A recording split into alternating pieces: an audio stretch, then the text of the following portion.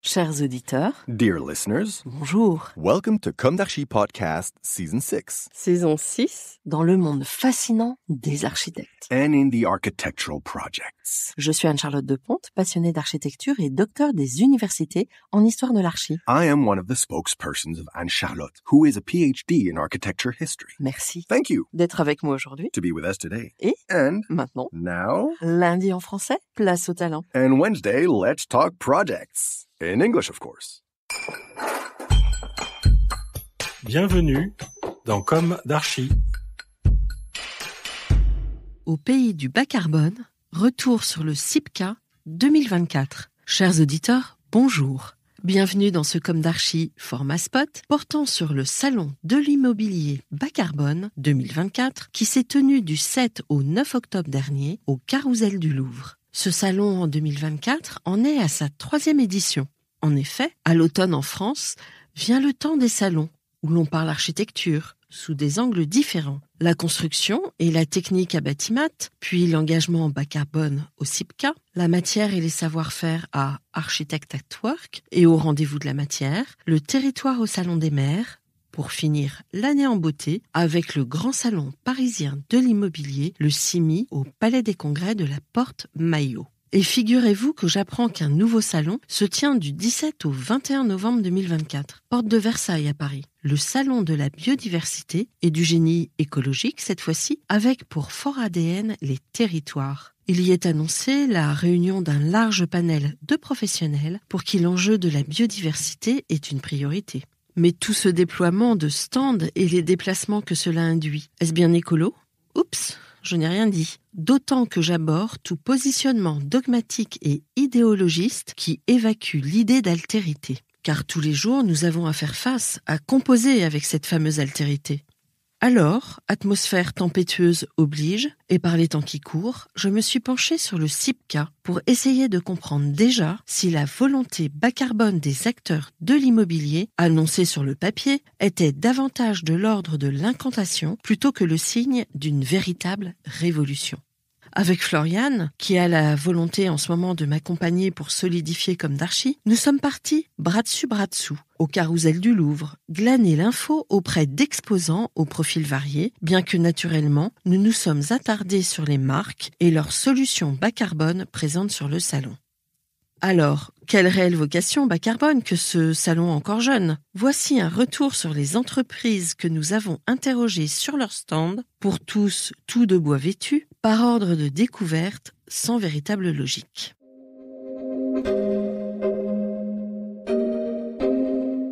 Artelia, grand bureau d'études internationales et indépendant, présent sur le salon, nous raconte qu'il y a cru dès la première édition. Ainsi, s'estimant pionnier dans cette présence sur le salon, il apprécie sa taille humaine, son faire-valoir, sa capacité à favoriser des échanges constructifs avec les autres exposants, qu'ils soient maîtres d'ouvrage ou architectes, d'ailleurs peu nombreux à avoir un stand, tel que l'agence Cobé, que vous connaissez bien via nos derniers podcasts, ou encore François Pellegrin, ou encore des fabricants de matériaux, eux, assez largement représentés.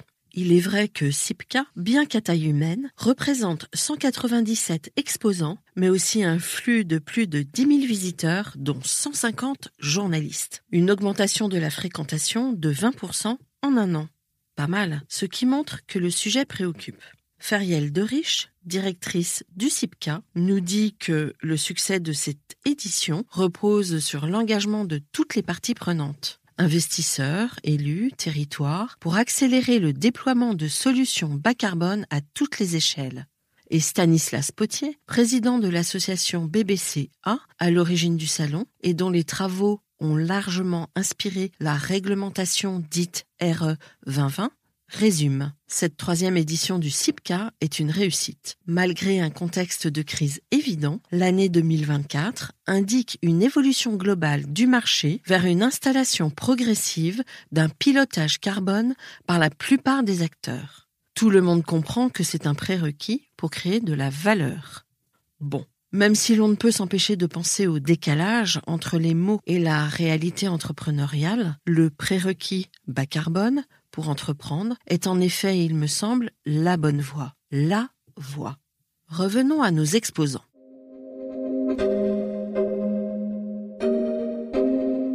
D'abord Rector. Rector est un leader des solutions bas carbone pour le bâtiment, une entreprise familiale créée en 1953, devenue un groupe industriel toujours à l'ADN familial. Présent en Europe, spécialiste de la préfabrication d'éléments dont un béton de bois avec très peu de ciment.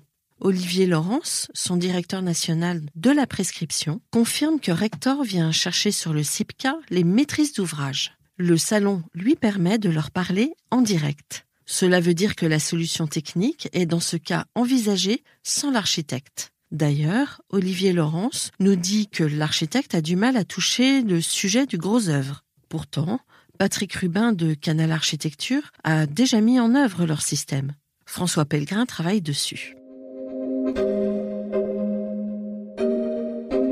Matisse, acteur important de la construction bois en France, dont nous avons déjà parlé dans le podcast de la saison 4, #13, avec l'atelier d'architecture Boa. Alors Matisse nous affirme qu'il s'agit pour eux de l'un des salons où il faut être présent, car il permet beaucoup de contacts. Il cite aussi le Forum Bois, bien sûr, qui se tient, lui, fin février.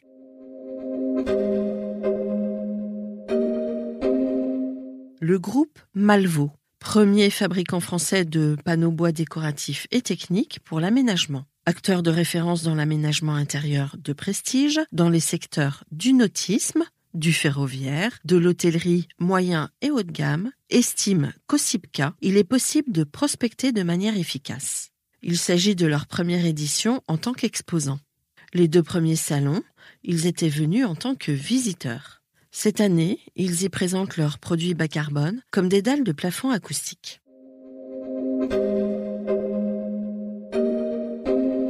Rubner, entreprise spécialiste du bois, encore, de l'ingénierie au chantier, expose au CIPCA depuis 3 ans. Elle appartient à un groupe italien qui travaille avec l'Allemagne. Adrien Moine, chef de projet, nous raconte qu'ils travaillent beaucoup avec le bois nordique, mais qu'ils savent répondre avec du bois français ponctuellement. Le CIPCA leur permet de toucher davantage les acteurs de l'immobilier.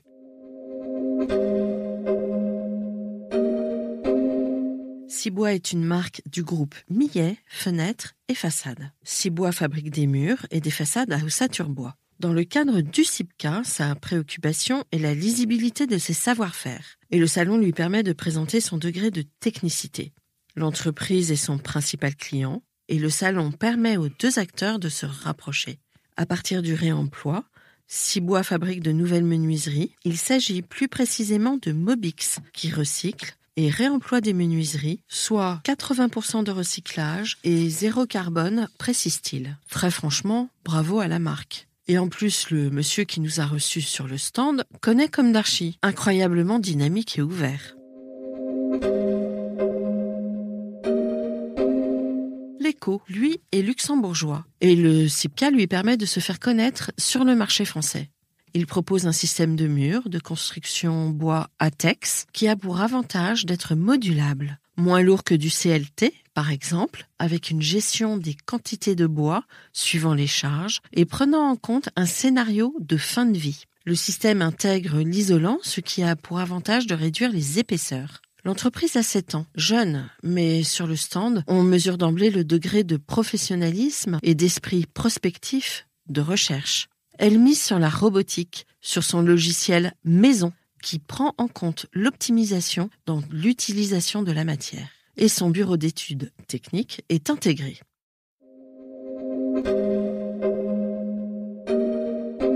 Et qu'en est-il d'Ecoxia ? Entreprise créée en 2011, elle se définit comme pionnière dans le domaine de l'éco-construction, de la construction passive. Elle construit tout type de petits bâtiments et a à son actif des petits ERP, c'est-à-dire des établissements recevant du public, un centre de loisirs, le premier certifié passif de France. Elle fonctionne en conception-réalisation. Il s'agit d'une entreprise générale avec BET intégré. Elle a à son actif de rares références d'architectes, telles la maison Karavitz.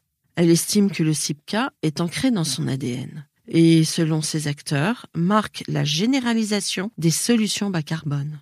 Le salon lui permet la rencontre de gens en recherche de solutions, de multiplier les prospects.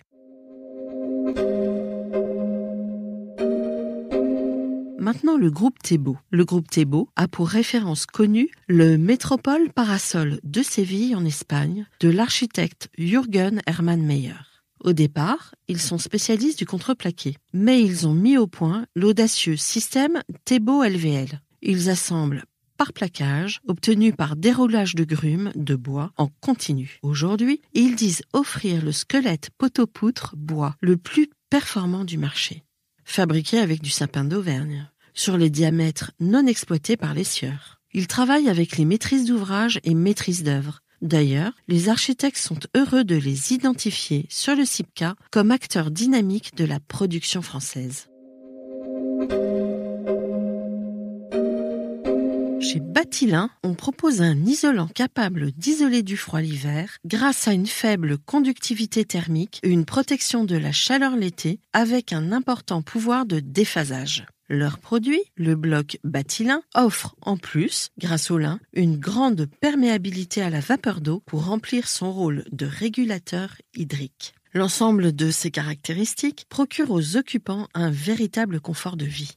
En plus de ses qualités techniques, le bloc est un produit 100% français puisqu'il est produit en Hauts-de-France et issu d'une ressource naturelle locale très implantée en région. L'utilisation du lin comme matière première permet d'obtenir un bilan carbone négatif, nous disent-ils. Avec Batilin, on stocke du CO2. En 2024, ils sont pour la première fois au CIPCA avec pour intérêt la cible bas carbone, bien évidemment. Les architectes viennent les voir et ils sont confiants quant au développement de leur système au-delà de la crise. Saut dans un autre univers. Allons visiter volontairement le stand du promoteur Bouygues Immobilier. Nous y sommes accueillis fort aimablement par Caroline Lebert, manager achat France, qui nous précise qu'en effet, nous ne pouvons plus construire comme avant et qu'en tant que promoteur immobilier, ils ont le devoir aujourd'hui de non seulement être pédagogues, mais aussi de véhiculer la durabilité de manière réaliste. Il s'agit d'aboutir sur des solutions pérennes qui s'adaptent au dérèglement climatique pour que les biens mis sur le marché soient non seulement achetables, mais aussi durables. Ici, au CIPCA, ils peuvent repérer de nouvelles technologies. Système de pompe à chaleur, atténuation, adaptation avec la végétation, feuilles de route sur l'économie circulaire sont autant de dispositifs cités. Ils montrent même un projet avec Kobe Architecture, construit avec un béton bas carbone Hoffmann. Je me dis en les quittant qu'ils ont beaucoup et rapidement évolué pour s'adapter. Reste à savoir combien d'opérations vertueuses sur combien d'opérations traditionnelles voient le jour. Une autre marque connue depuis très longtemps sur le marché, celle des revêtements de sol Tarkett. Ils exposent pour la première fois sur le CIPCA et en cette deuxième matinée du salon où nous les interrogeons, ils ont encore du mal à mesurer le retour sur investissement. Leur préoccupation est de produire leurs revêtements en cycle vertueux. Ainsi, ils se sont orientés vers le modèle de l'économie circulaire et ils ont déjà été récompensés par de nombreuses ONG reconnues. Une autre marque mondialement connue et mal perçue en matière de décarbonation, le géant de l'acier ArcelorMittal. Pour avoir écouté Eric Long de l'immense agence Skidmore, Owings & Merrill lors de mon interview de ce dernier à San Francisco il y a presque 2 ans, je suis convaincu maintenant qu'il y a quelque chose à mieux connaître en matière d'acier et de décarbonation. Il n'est pas possible que ce matériau indispensable par sa pérennité, sa souplesse, à l'ADN recyclable, soit éloigné du circuit. D'ailleurs, sur le stand, les membres de l'équipe me confirment qu'ils sont là pour parler d'acier bas carbone. Ils reconnaissent qu'il y a un important vide informatif sur le sujet. Pourtant, l'acier recyclé est un vrai sujet, comme le traitement par hydrogène. Car si l'industrie de l'acier dépend largement du coke pour l'alimentation des hauts fourneaux, qui transforment le minerai de fer en acier, un processus qui émet de grandes quantités de CO2, il est possible de créer de l'acier en utilisant une méthode appelée réduction directe du fer, dans laquelle l'hydrogène réagit avec le minerai de fer sans fusion et émet de la vapeur d'eau, mais pas de CO2. Aujourd'hui, c'est le nucléaire qui est apte à fournir l'énergie nécessaire pour cette décarbonation. Les écologistes politiques, évidemment, seront, et très probablement, vent debout. Mais cette technologie est aujourd'hui incontournable, et puisque l'acier est indispensable et est encore voué à se développer. Passons à Ecosem, leader européen indépendant des ciments bas carbone. Eux entrent dans l'alchimie du projet en tant que spécialistes du laitier. Ils s'y sont mis dans la foulée des accords de Kyoto. Être au CIPCA, pour eux, c'est s'inscrire comme acteur des cycles vertueux dans la construction.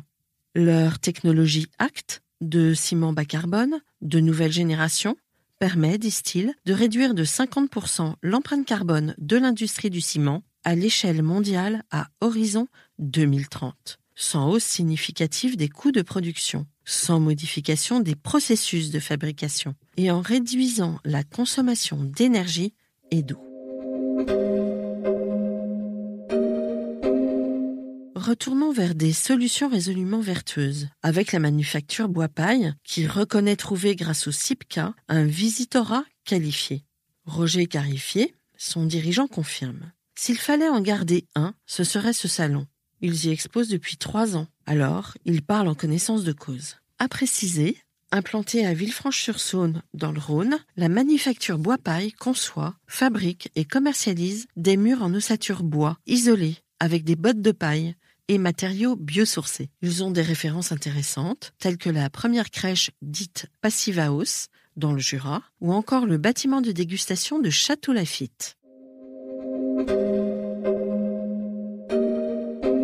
Steico, eux, isolent avec la fibre bois et ils sont très impliqués dans la rénovation. Il est un peu tôt pour eux afin de se prononcer sur le salon. Fort intéressante, notre rencontre avec Profibre, entreprise rejointe par la coopérative agricole vendéenne Cavac. Profibre, dont les usines sont situées à Faleron en Vendée, commune qui s'ouvre sur le Marais breton. Dewi Le Béguec, son directeur commercial, nous raconte qu'il transforme le chanvre, entre autres, et la paille aussi. Il crée des produits isolants pour ossature bois à base de paille, de blé et de chanvre. Ils estiment avoir toutes les raisons d'être sur le CIPCA. Rien de plus logique pour eux. Architectes, bureaux d'études, maîtrise d'œuvre, tous s'intéressent à ce qu'ils font. Preuve que les agriculteurs font davantage que nous nourrir et sans doute sont assez intelligents, eux, pour trouver des alternatives à une réglementation européenne qui les fragilise dans leur vocation ancestrale et première, celle de nourrir la population. Cette visite est marquante, car elle met en avant l'intelligence des territoires face aux géants de l'immobilier. Terminons avec ISOIMP, qui trouve en ce salon l'opportunité de créer des liens avec l'univers constructif. Ils ont mis au point un bloc de chanvre, produit de maçonnerie collée, non porteur, destiné à la réalisation d'enveloppes, de parois de séparation et de contre-cloisons isolantes, saines et naturelles. Ici, on parle de perspirance, de déphasage de 8 heures, réponse à l'ajustement des températures dans l'espace habité. On parle de 100% biosourcé, d'acoustique, de résistance totale au feu par un traitement à la chaux. Ils sont pour la première fois au CIPCA.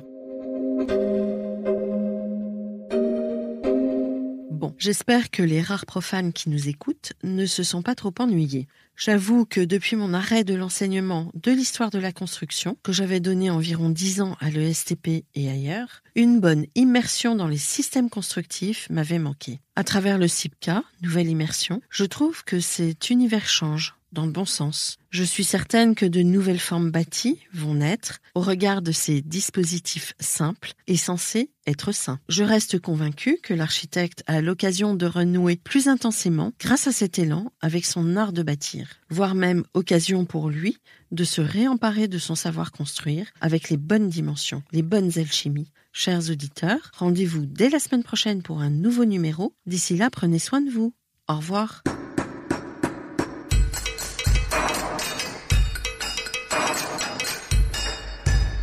Chers auditeurs, merci pour votre écoute. N'oubliez pas de retrouver nos sujets en avant-première sur Instagram à l'adresse @comdarchipodcast. Si vous aimez ce podcast, favorisez sa diffusion en lui donnant 5 étoiles sur Apple Podcast, plus un petit commentaire, ou sur votre plateforme de podcast favorite. Et surtout, abonnez-vous pour écouter tous nos épisodes gratuitement.